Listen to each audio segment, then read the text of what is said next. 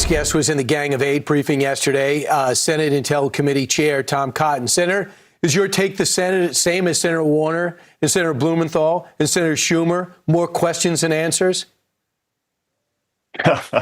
Brian, no, not at all. I thought Secretaries Rubio and Hegseth, Chairman Kaine, and Director Ratcliffe did a very good job of laying out the intelligence and the current state of operations.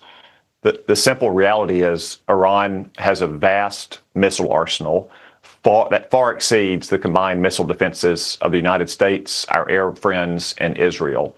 And it gets much worse every single month. That is an unacceptable risk for the United States. It's an existential risk for our Arab friends in Israel. And it wouldn't get better if we waited for 6 or 12 or 18 months to find a more imminent risk.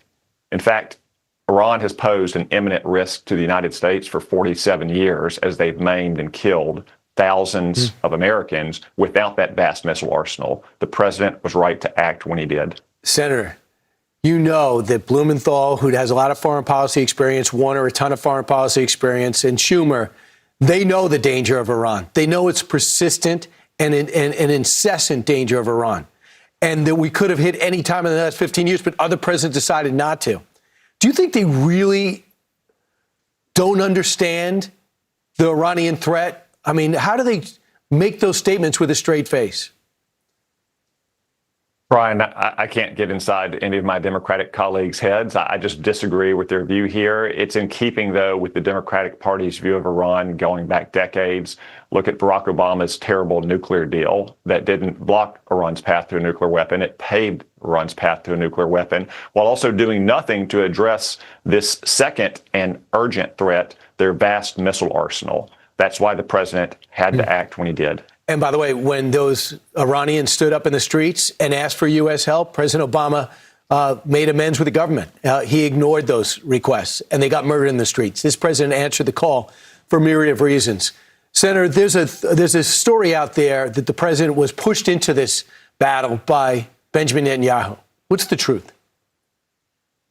Well, first, Brian, no one pushes or drags Donald Trump anywhere. He acts in the vital national security interest of the United States.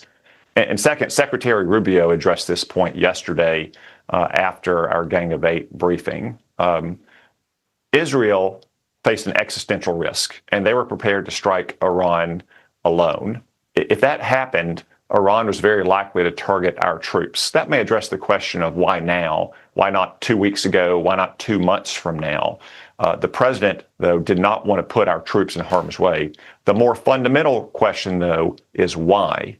Why did we have to carry out this operation against Iran? And as I said, that's because they have a vast missile arsenal that far exceeds our combined missile defenses, and it gets worse every single month. And that is an unacceptable threat to the United States. So, Senators, people have to pick what they don't like about this mission. They could say that the president was pushed by Netanyahu. Well, the other story in the Washington Post and New York Post on Saturday said that MBS, behind the scenes, Saudi Arabia's leader, he was saying you have to do this. This is a problem in this region. This has to be taken care of, and there was an urgency. So do people not acknowledging that there was our allies in the region also saw this as an issue? Yeah, Israel's far from alone here. Our Arab friends have faced a serious threat from Iran for years as well. And it's no secret that most Arab leaders have been working closely with the United States and Israel to contain Iran, going back at least to the Obama administration. And I would point out that as soon as Iran targeted these Arab countries, they didn't plead for peace. They didn't ask Donald Trump to stop. They asked Donald Trump for targeting information so they could join in the strikes in Iran. That's what a real coalition looks like. We're all now fighting together to try to finally eliminate the threat that a revolutionary Iran poses to the United States, to our Arab friends, and to Israel. And I think the Chancellor of Germany is going to have the same message as our Gulf states. I think they've been the strongest out of the European partners. They're going to be in Washington today. Senator Tom Cotton, thanks so much. Appreciate it.